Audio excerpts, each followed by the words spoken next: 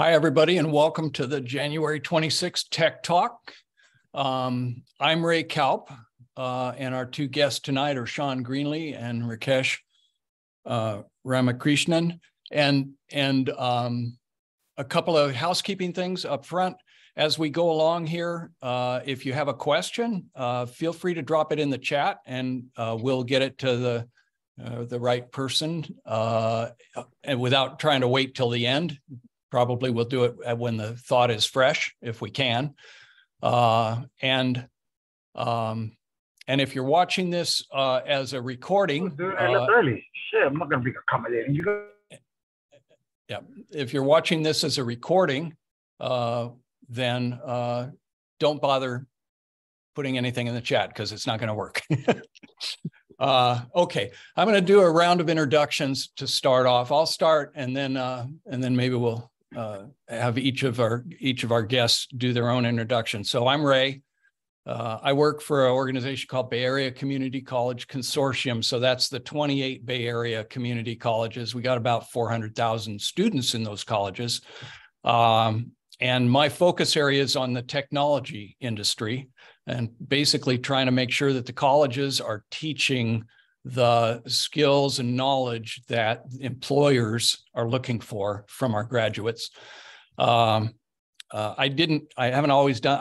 still don't think of myself as being an educator. I've been here 16 years now doing this, but I had a long career in the tech industry. I started at Apple back in the 80s before they had adult supervision, and then left Apple to start a company and did a couple of other companies after that, one of which was a data analytics company. And about 16 years ago, I stopped working in tech, and I thought it would be fun to teach one community college class, and here I am, loving it. So let's, Sean, why don't you go ahead and introduce yourself, sort of where you work, what your title is? Yeah. Hey, everyone. Good evening. Thanks for having me. My name is Sean Greenlee. I'm a data scientist, solution architect for Intel.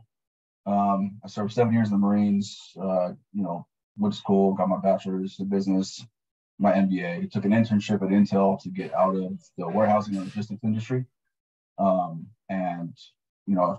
Took a chance, worked out. I love what I do today. I do a lot of reporting, solutions building, solutions architecture, put a lot of databases together for different teams within the company. So data science has a very wide spectrum, but it's a very fun and fulfilling career. Great. Thanks, Sean. And Rakesh? Hey everyone, my name is Rakesh Ramakrishnan. So I'm a data scientist with PayPal, working in fraud protection services. And I've been in the Bay Area for the past 4 years. And I've been a software developer. Now I'm in the data domain, working as a fraud protection data scientist. I would love to talk to you all about my experiences as well as any questions that you have. Great. So Rakesh, that's your title and you work at PayPal. What do you actually do all day? So as you all know, PayPal, we work with payments. So let's say you as an individual customer make any payments, and that is a regular thing that happens, right? You make payments, it gets processed, and everything's good. But what happens when someone steals someone else's credit card and makes payments through that stolen credit card? So my job is to detect those transactions before they get processed and stop them from getting processed. Okay, and how do you figure out which are those transactions? So we have a machine learning model in place, which would detect anomalies in the transactions. Let's say a normal customer makes a normal transactions on office hours. But let's say this transaction comes from a US credit card, but the customer is from a completely different country, which is an anomaly. So that is one of the trends that we look for when we detect fraud transactions. Got it. And Sean, does that ring a bell? Does that sound in any way similar to what you spend your day on, or probably slightly different at Intel, I would think? Yeah, slightly different. I work in the unified product lifecycle, so I work in product governance, helping to get our products from the planning phase all the way through to execution and to the shelves. My main focus is how do we optimize those processes? What needs to be done? Where can we work on efficiencies? What data do we need in order to help our decision making? My days are a lot of times sitting around, not sitting around, but in meetings discussing how we're going to do that and what it looks like, what needs to be done, where it needs to happen, which system needs the most work. So a lot of it is in the data engineering is what I really do. How do we optimize our data selection, our data creation, things like that. Okay. Those are pretty different domains that you're working in, that the two of you are working in. Rakesh, how did you come to be there? I mean, tell us a little bit about your journey to get to where you are. Education, maybe other jobs you've had along the way. So I did my bachelor's in computer science engineering. And once I completed my bachelor's, I started working for a company called Pramathi Technologies, who focused on data integration, ETL pipelines, and all that. And that's when I got introduced to this big domain of data and the powers that a data can hold for a corporate. So then I wanted to pursue my master's. I pursued my master's in software engineering, where I was able to try out different projects related to data science, machine learning, deep learning, computer vision, and all that. And then I initiated my career in US for SAP. And with SAP, I worked as a software developer for their domain called SAP Ariba product. And I worked as a software developer there for 2 years. While working there, I still pursued my data journey, where I was able to work on various projects within the company as in the data science domain, where I was able to come up with small POCs where I can incorporate these data science methodologies to improve our product. Wait, and small then, what? You said small. POCs. So POCs is like an smaller version of a piece of software that you can showcase to a wider audience before you actually start working on it. So proof of concept? Proof of concepts, yes. Yeah, okay. That's what it is. Got it. Then I joined PayPal as a data scientist in fraud domain. So fraud domain was something new for me. So there was a big learning curve to understand the business aspects. The technical aspects remain the same, but this business knowledge is something that as a data scientist, you have to accumulate over the years. So I'm in the process of accumulating the business experience. And how long have you been at PayPal now? It's going to be a year now. Relatively new. Yeah. Got it. Rakesh, there's a question asking what SAP is. SAP. Yeah, so SAP is a very big organization. They have their hold in different domains. The domain that I worked on was their product called SAP Ariba, which predominantly dealt with supply chain management. So our product basically helps customers, procure. Like, for example, let's say there is a manufacturing company which manufactures a car, right? And in order to manufacture a door for the car, they need different parts. And these parts, they all don't come from the same place. So they have to procure these parts from different places. So our product, or the Ariba product, was basically helping those customers get those, talk to the providers and get those parts, basically. So would SAP be a enterprise software company? It is. Yeah. Okay. But it's this kind of is the just a whole small gamut portion of the whole running thing. a big enterprise. Yeah. Got it. Okay. So let's see. Sean, you want to give us your journey, how you came to be where you are? Yes, I kind of went on the unbeaten path. So I do not have a technical degree in any form of data science or computer science. I am a business major. I got my undergrad in business. When I got out of the Marines, I went and took a job in the warehouse. I did everything from order selection. I worked my way up. I was a logistics manager. I hated it. And it's long hours. It's unforgiving work. And so, I went back to school. I went back to go get my MBA. When I went back to go get my MBA, I had a goal in mind, and my goal was to get out of the warehouse environment. I've always had I've always loved working with data. Whenever I had a chance, crunching numbers or analytics in general, I've always just loved it. I tried to go for my master's in data analytics and business analytics, but I was rejected. So I went for my MBA, got into that program. Wait, you didn't get into the data analytics program? I did not. I did not. Kind of ironic that that's where you're working now. Exactly.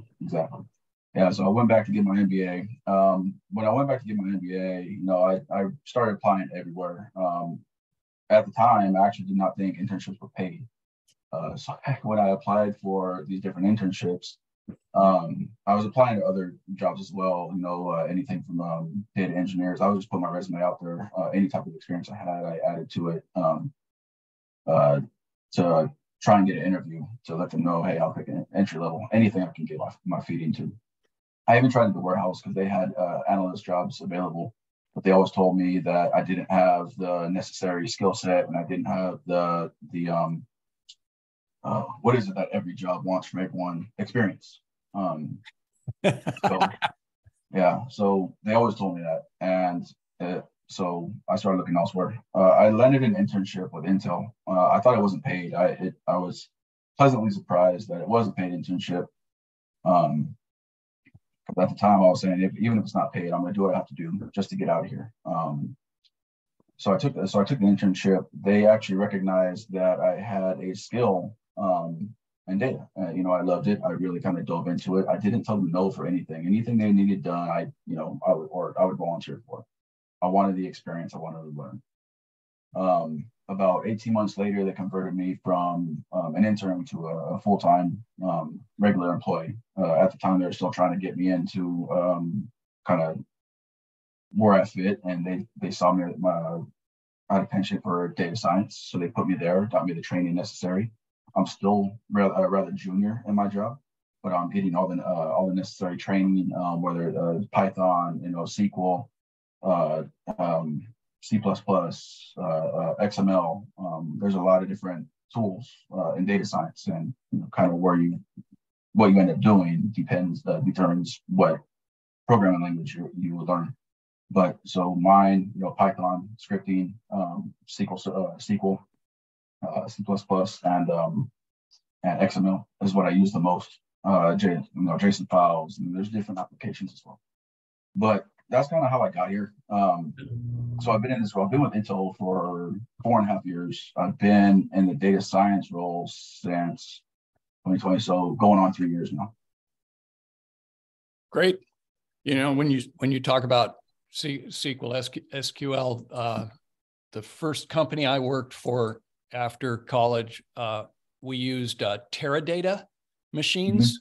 That was a hardware solution for big databases back in the day. I've heard stories. Now you know how old I am. And that list of tools that you use, Python, SQL, C++, scripting. Rakesh, were you listening to those tools? Did any of those ring a bell to you? Yeah, so those are some of the most predominantly used tools in the data science domain, especially let's say take it Python, R, Scala, or Jupyter notebooks, and some frameworks like Pandas, SciPy are some of the predominantly used frameworks in the domain. Could you do me a favor and jot those down and drop them in the chat, the frameworks that you just mentioned? Sure. Yeah, that'd be great.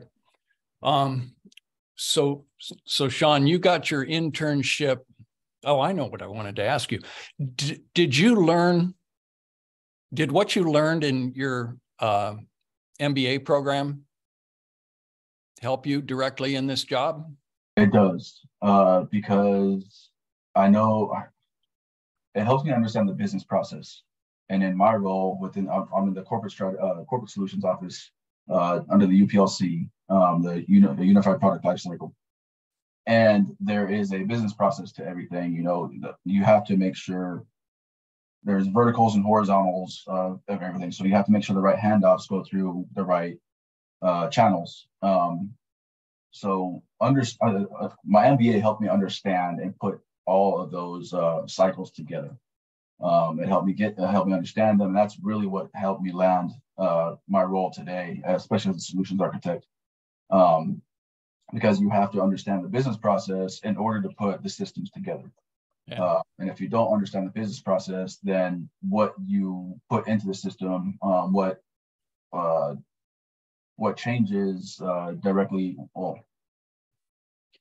you put in the system really affects the business process. So if you don't know it, it's really going to impact the overall product that you're putting out.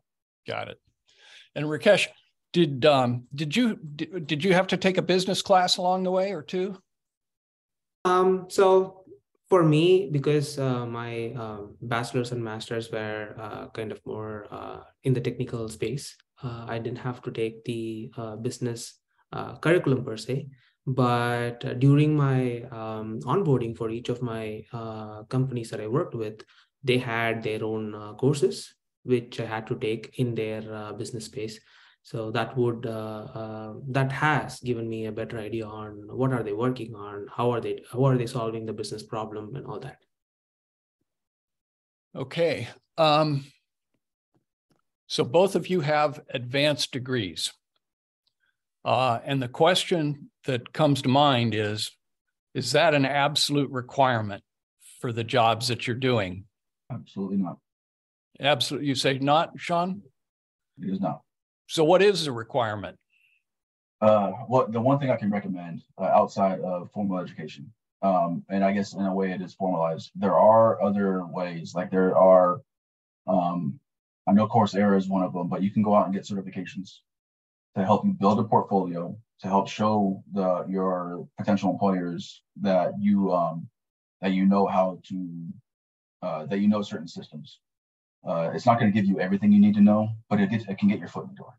So formal education from like a 4-year degree or higher education is not absolutely necessary. I do know people that have gotten jobs without the formal education that have gone the certification route rather than the 4-year degree program. Yeah. I just want to jump in for a minute. There's a message from, I'm sorry if I'm pronouncing your name wrong, Anamika. So refreshing to hear from Sean, especially about the chicken or the egg issue. I too am facing the same problem currently while trying to enter into cybersecurity space.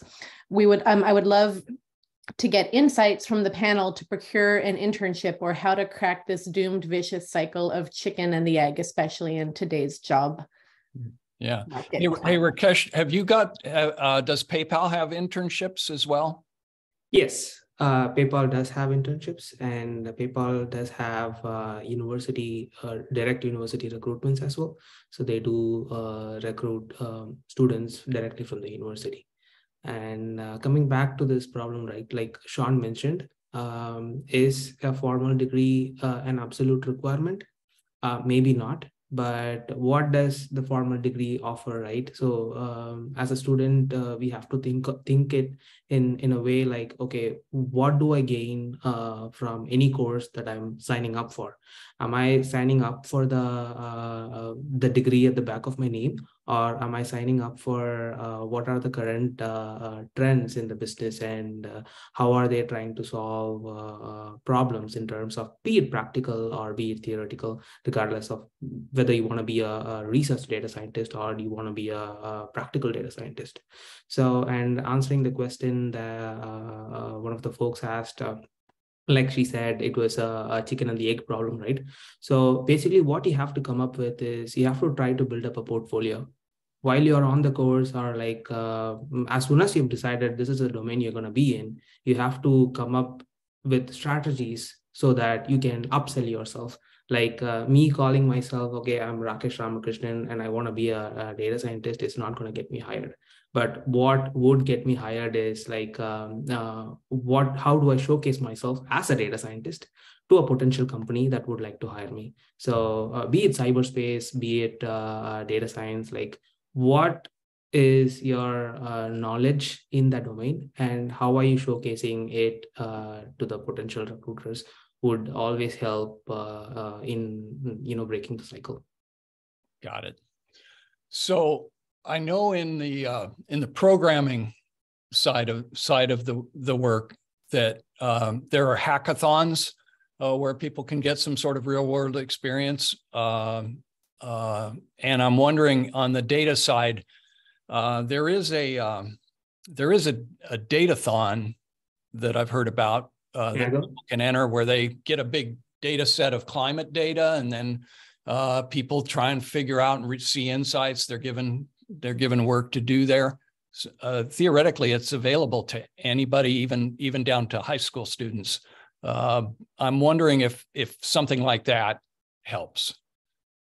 It definitely will. So I think you're referring to Kaggle, if I'm not wrong. Yep. So they host a lot of competitions, and as a student would like to enter the data space, it is a good resource to like start with, trying to start from the scratch, trying to see what data is available right now, because most of the times the data that we see on sites like these would actually reflect, or almost actually reflect, the real-time problems that we as data scientists face. So is Kaggle something that people should play around with? Yes, it definitely would be. Regardless, you want to be a data scientist or a data analyst or a data engineer, like looking at the data and see what are all the different types of data that you can get out there. Because as Sean mentioned, data is not like just from tables, right? Data could be JSON, data could be images, data could be tweets.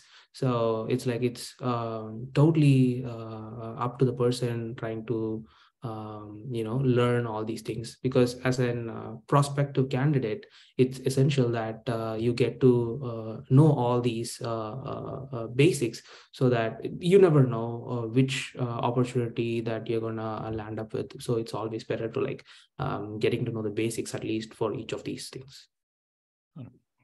I do want to point out one other thing to the question that came up there.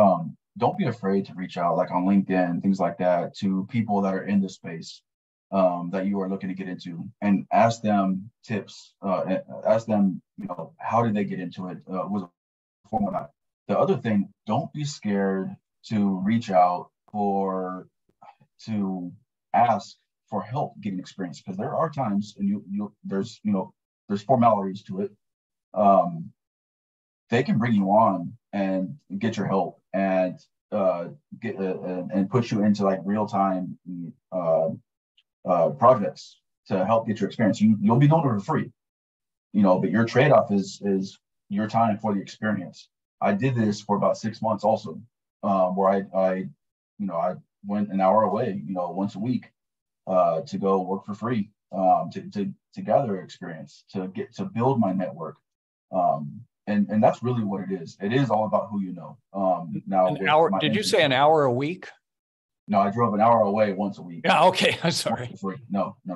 I drove an hour away once a week. That's the only time I could actually get into the facility. And the gentleman I was working with would send me home with, hey, I need you to get these done while you're at home, if you can. This is the reason. This is what it is. This is what you work. This is the type of project you're working on. So I was able to add that to my portfolio as experience, because then I could use that, and then use him as a reference. Now, it wasn't paid, it wasn't like official experience, but it was experience. And when people say that, when potential employers say they're looking for experience, it doesn't have to be formal, W-2 paid experience. Anything counts as experience. If you have experience in it, don't be afraid to put it on your resumes. Don't be afraid to put it on your cover letters. I have experience doing this. As long as it relates to the position, you have experience. Got it. And Sean, you were 7 years in the Marines? 7 years. If you had to name the 3 most valuable lessons that you learned with your military service, without using any profanities, could you? The 3 biggest things I learned: treat everyone with respect. Don't hold grudges.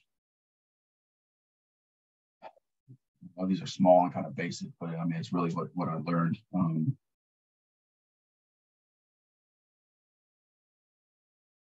As simple as question is, it's a tough one. Yeah. I'm really struggling coming up with a third. But to be honest with you, don't give up. These all sound cliche, but they're all true. Biggest one is don't give up. There are a lot of times where I was pushed to my limit, whether it be boot camp or other experiences where you want to give up.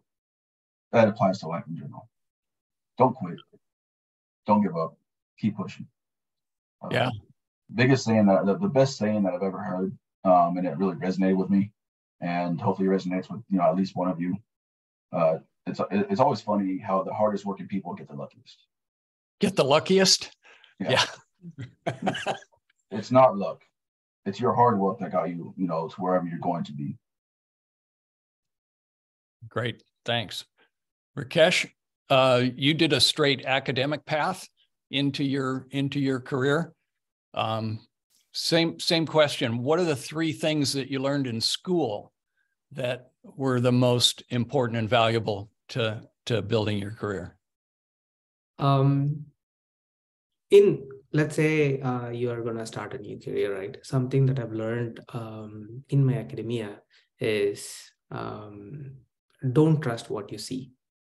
Because what you see is can always have does not directly correlate with everything. So always analyze, and then make sure that don't even trust yourself. Like you have to like make sure that whatever you are analyzing produces the right amount of data, and whatever the output that you are able to produce should be reproducible. So that is something that is very important in academia, because I am right now working on my PhD. So let's say I'm working on a specific research, and whatever research that I'm working on should be reproducible by some other researchers down the line, right? So that's how we improve technologies. So it's like, that is major thing. And the other one would be, let's say you start studying something. You're starting to coming into the data science domain, and you start studying. Make sure that you cover your bases, because let's say if I'm studying data science and I jump directly into machine learning, I'm not going to get anything out of it. Before I go into machine learning, I need to know what machines are, and what are machines capable of, and what kinds of machines can I use to even start the machine learning process. So that is covering your bases. So make sure you cover your bases before you enter into a new topic or a new domain. So that is something that would be absolutely essential. And the final suggestion would be, whatever you study, be it a simple concept. Let's say you studied how to calculate mean or median from the data. It's a very simple concept, or statistics 101.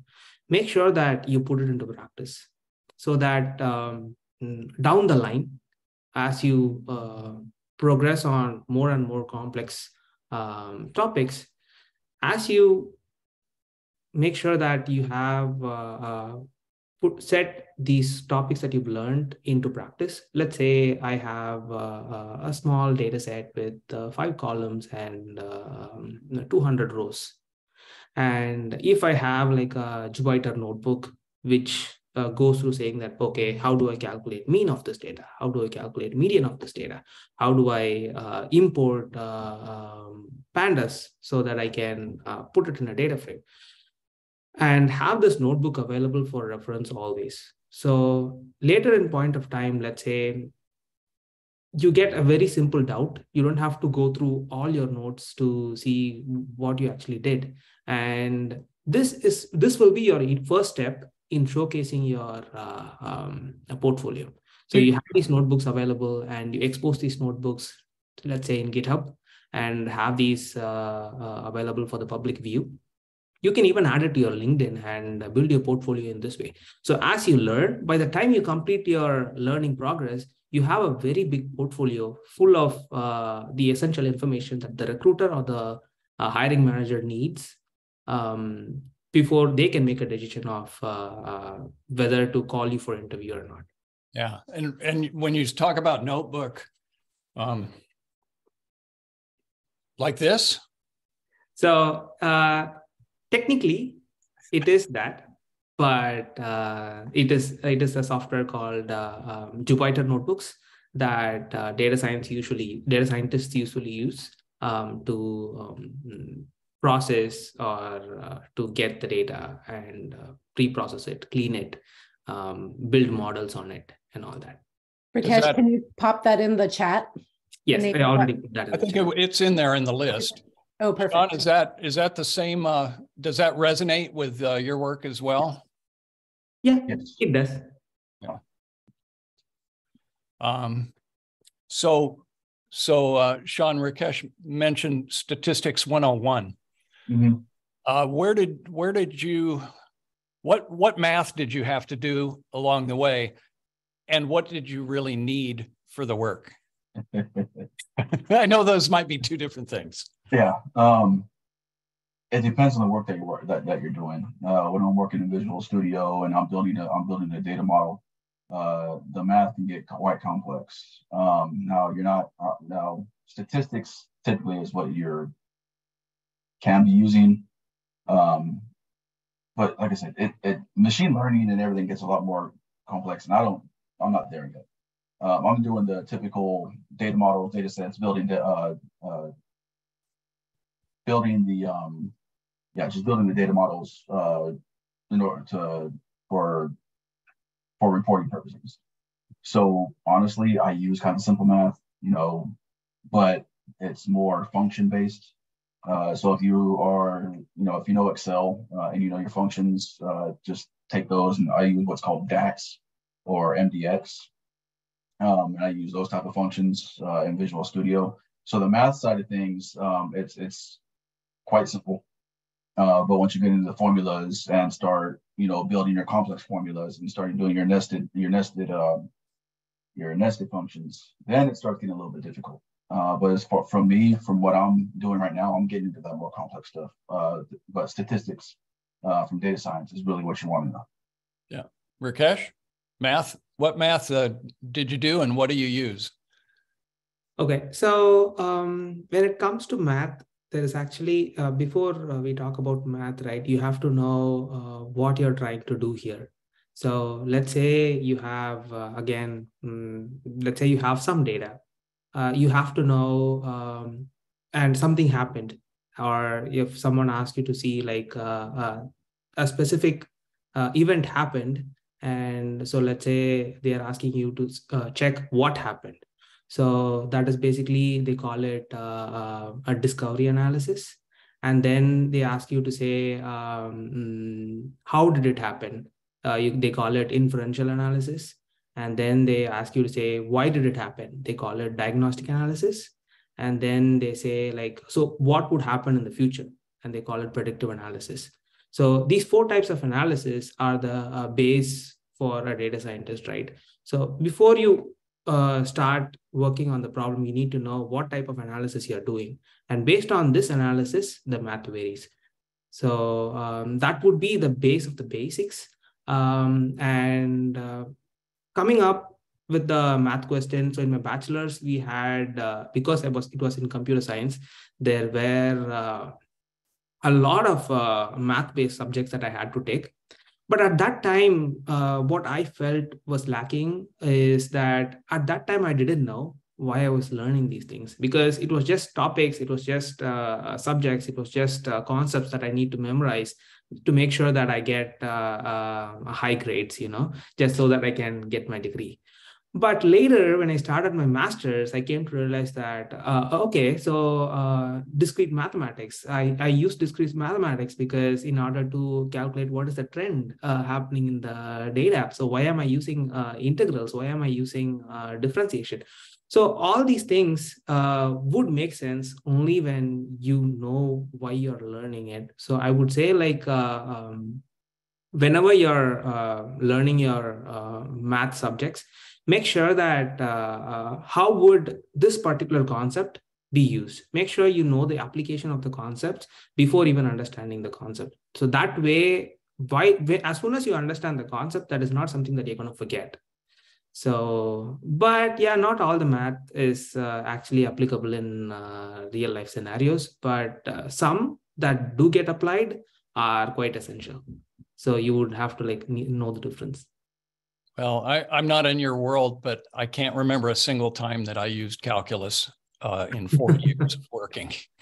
So funny thing, when I was doing my master's, my professor used to say, you see a code for machine learning or for artificial intelligence, and you don't see calculus in the code, it means that's not artificial intelligence. Yeah, okay. Okay, well, I'm not in your field. Sean, we've heard a couple of times now some related or adjacent disciplines. You both have mentioned machine learning, and you both have mentioned I think maybe Rakesh mentioned artificial intelligence, AI. Can you tell us how those three aspects are related and apply in a business like Intel's? I'm not there yet. That's it's above my pay grade. Got it. Yeah. So like I know there's deep learning, machine learning, and AI, and how they work, I'm still working on getting there. I'm still like junior. But once, yeah, that's where I would like to go. And I want to go into the more the machine learning and deep learning aspects of things. The AI, I've seen some of that stuff, and to what Rakesh is saying, I've seen some of that code, and I'm like, yeah, I don't know if I'm ever going to want to go there. Got it. Your employer would support wherever you wanted to go to develop your skills? Yes, to a degree, as long as there is a need. If they need someone somewhere, they will. If they need someone somewhere, and you have the business acumen and the business knowledge, and if they see you have at least a base skill set, yes, they're not going to just hey, I want to go do financial analysis, but yeah, if it's within the realm of where you are, yeah, it's possible. Yeah. I heard your CEO at a conference a few months back, and he mentioned that when he was hired by Intel, he had an associate's degree from a community college when Intel first hired him. So I was quite impressed by that. And of course, he developed some skills along the way. But what a great story about getting into a company early in the academic career. So we've talked about the technical skills, some different software that you use, the kinds of analyses that you might do.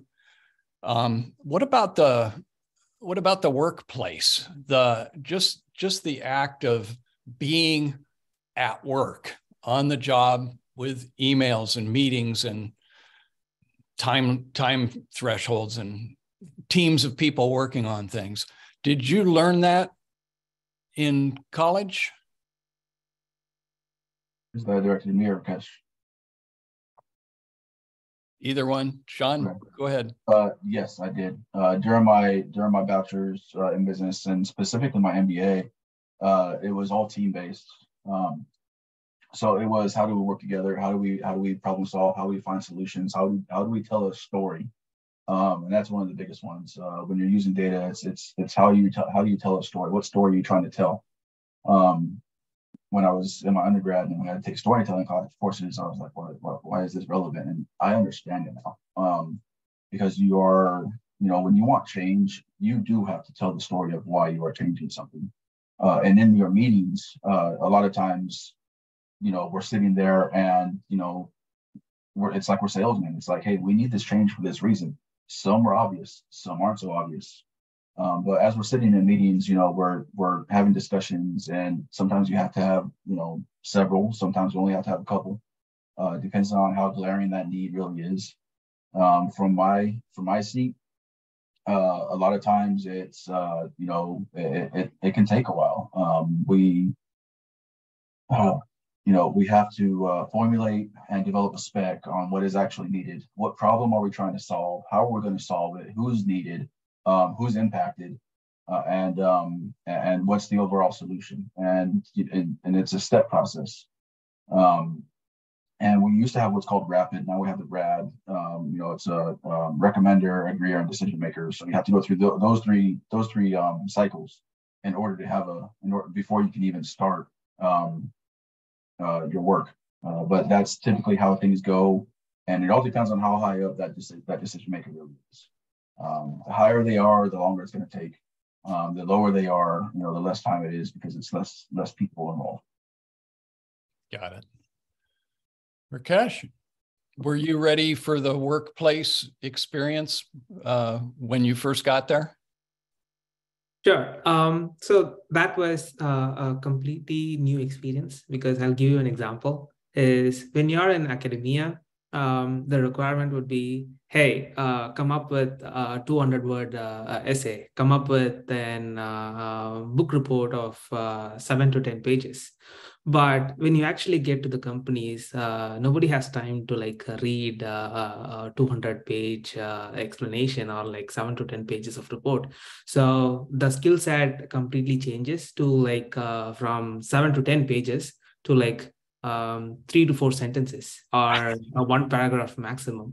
So it's you should have the ability to explain it in depth when it required, as well as you should have the ability to concise and be to the point and make sure the point comes across in the right manner so that it can be understood in the right way. So there won't be any miscommunication or anything like that. So communication skills are predominantly necessary. So I would say make some steps to improve on the communication skills that we have, which would definitely help you when you transition from academia to the corporates. And one other one, in the workplace, are you at PayPal, are you using, what do you call this stuff? Workplace stuff like Slack, workplace productivity applications, or coordination tools, software tools for coordination? Yeah, but most of the time they are basically used for communicating within the team or across teams or between the team members. So those tools are just to enable you to have the information across or set up meetings or anything like that. But what would really help is having our own time management system. There are so many open source tools available, free tools available for you to make use of. Please make use of them and make sure whatever you do, be it a simple task, okay, I need to get this file from this place and put it somewhere else. Record it as a task and make sure when you did it and how you did it and what did you do. So have this available. It takes time, but it's not going to take more than 20 minutes in a day. So in your 8-hour workday, spend 20 minutes in identifying what tasks that needs to be addressed and what tasks did you complete. It gives you two things. One, it gives you a sense of accomplishment that, okay, I was able to complete all these things within this particular time frame. And like I said, it would also be a good way to showcase who you are to the team as well as your manager. Okay. Sean, does Intel use workplace productivity software? Yes. Yeah, we are managed on, depends on the manager. My manager doesn't care as long as my work gets done. It doesn't matter how long it took me. But we use Microsoft Teams for our communication. Same thing as Slack. Slack's better.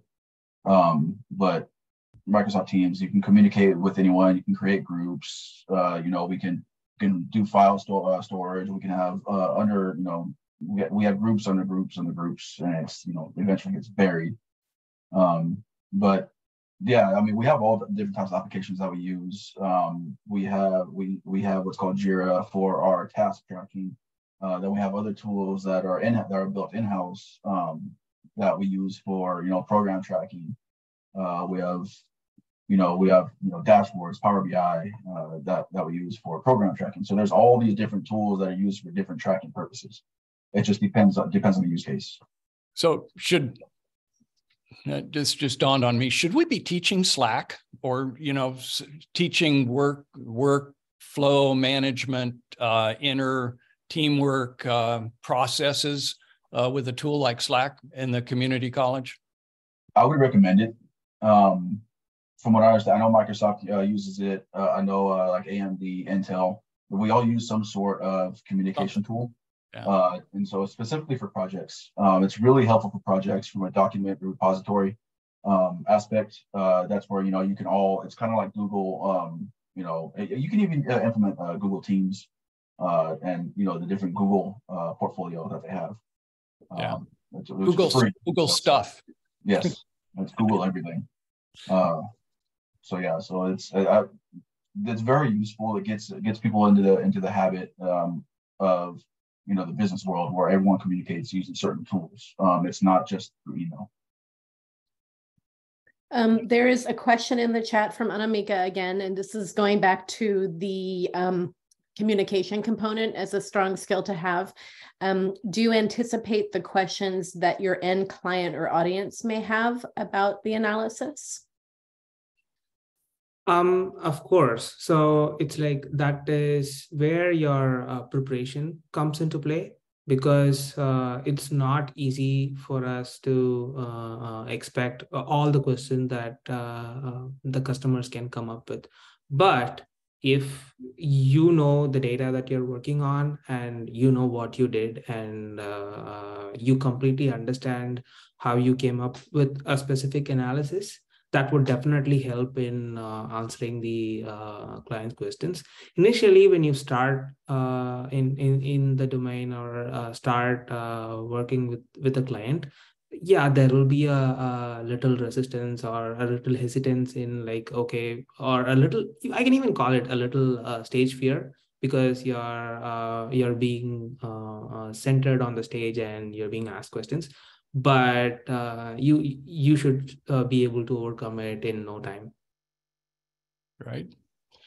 Well, I want to make sure we have time for any other questions from the folks who are watching. And I also I'm going to drop a URL into the chat here.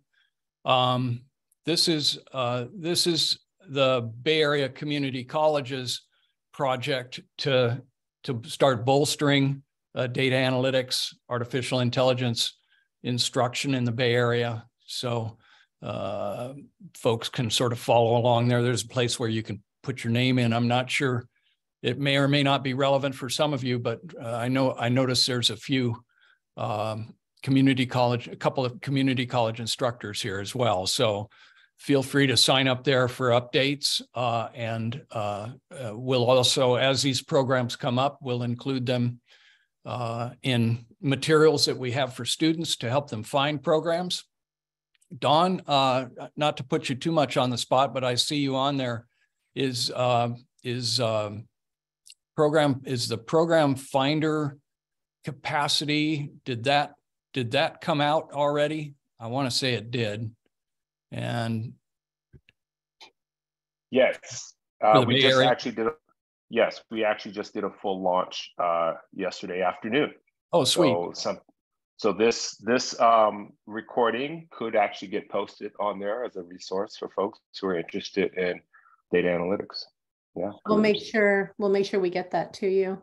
And Dawn, where if a student wanted to look at different programs, different careers in the Bay Area, where do they go? They would go to let me drop a link here. Perfect. Pull it up here. And then I also wanted to, I see another question in the chat to Rakesh and Sean. What are some memorable interview questions that you recall?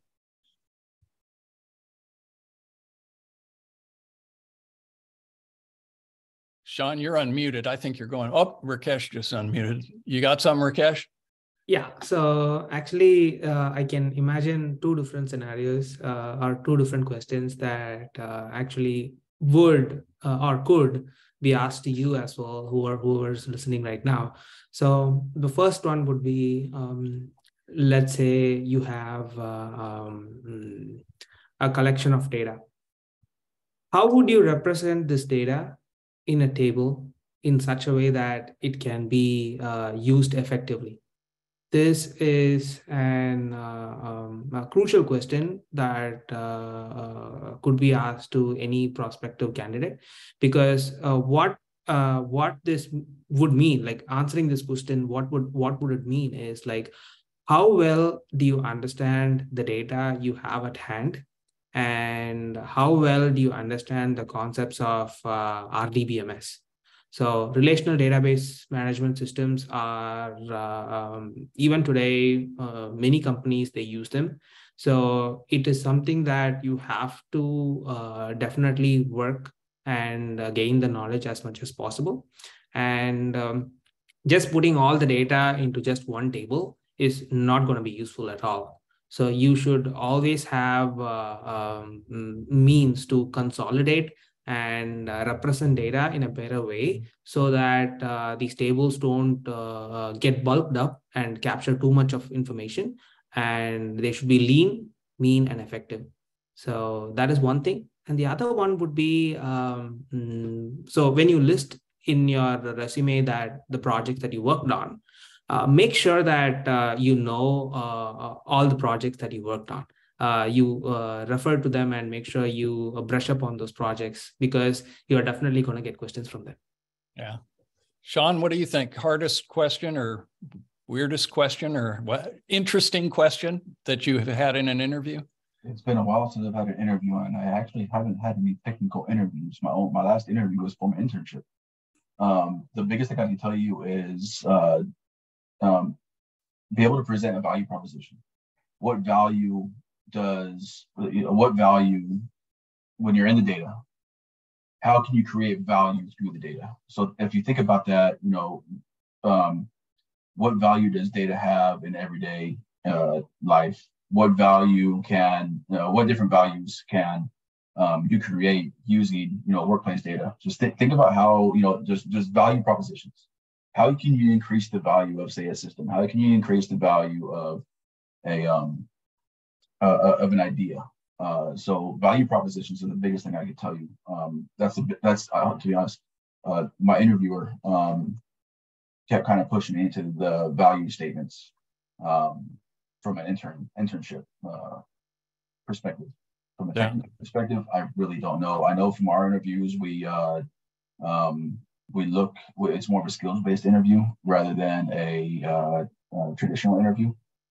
So ours are directed more at the technical skill that is required of the position, and then we kind of give homework. We give assignments live during the interview.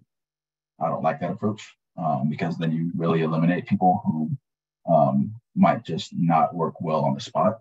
But that's how part of my team does the interviews. Got it. Well, I'm with you on that one, Sean. I've always found that those sort of on the spot problem solving situational things are not indicative of a person's ability to actually address a challenge. Yes. In real life. So yeah. And there's so many different stressors that are present during an interview that they don't equate to a real life business situation. So I think it's unfair. But be prepared, because a lot of companies do it.